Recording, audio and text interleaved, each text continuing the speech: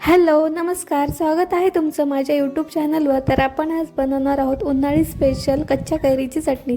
तर कैरीची चटणी बनवण्यासाठी स्वच्छ आंबा धुवून घ्यायचा आहे, त्यानंतर कट करायचा आहे.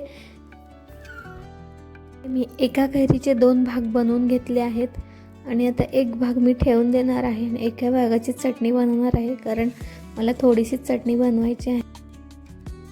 इकडे मी एक कैरी घेतली होती आणि एका कैरीचे 2 भाग करून त्यातला एक भाग घेतला आहे आणि त्याच्यावरचं पूर्ण साल काढून घेणार आहे. अशा प्रकारे पूर्ण साल काढून घ्यायचं आहे. त्यानंतर आपण बारीक फोडी करून घेणार आहोत कैरीच्या.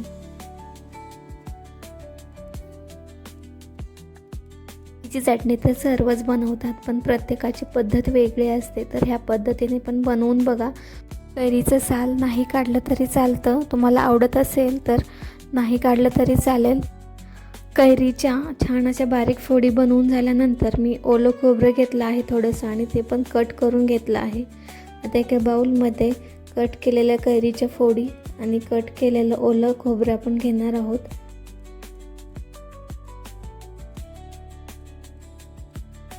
त्यानंतर अर्धा चमचा जिरे घेतले आहे, 1 मोठा चमचा लाल मिरची पावडर, अर्धा चमचा हळद आणि अर्धा चमचा मीठ घेतला आहे. त्यानंतर थोडासा कढीपत्ता घेतला आहे. कढीपत्त्याची पानं घालून झाल्यानंतर लसणाच्या पाकळ्या घ्यायच्या आहेत, त्या पण घालायच्या आहेत. त्यानंतर थोडीशी कोथिंबीर घ्यायची आहे आणि आता एक छोटासा कांदा घेतला आहे मी, तो पण कट करून घातलेला आहे.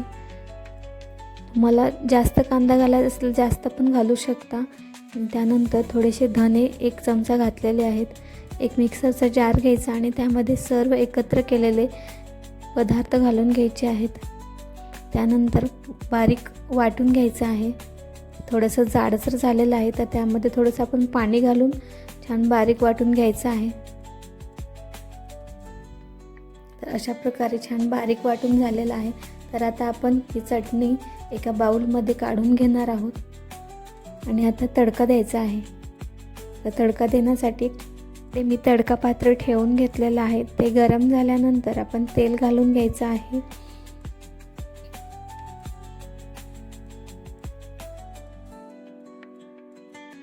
तेल गरम झाल्यानंतर जिरे मोहरी घालायचं आहे. ते चांगलं तडतडल्यानंतर लसणाच्या पाकळ्या घालायच्या आहेत आणि त्या लाल झाल्यानंतर थोडासा कढीपत्ता पण घालायचा आहे. ते झाल्यानंतर 1 चमचा मी तीळ घेतले आहेत, ते पण घालायचे आहेत फोडणीला आणि त्यानंतर हलवून घ्यायचं आहे आणि छान असा आपला तडका तयार झालेला आहे. तर गॅस बंद करून घ्यायचा, जेणेकरून तीळ खूपच उडत आहेत. आणि आता हा तडका आपण चटणीवर घालून घेणार आहोत. अशा प्रकारे आपण छान असा तडका दिलेला आहे चटणीला आणि आता पूर्ण मिक्स करून घ्यायचं आहे. ते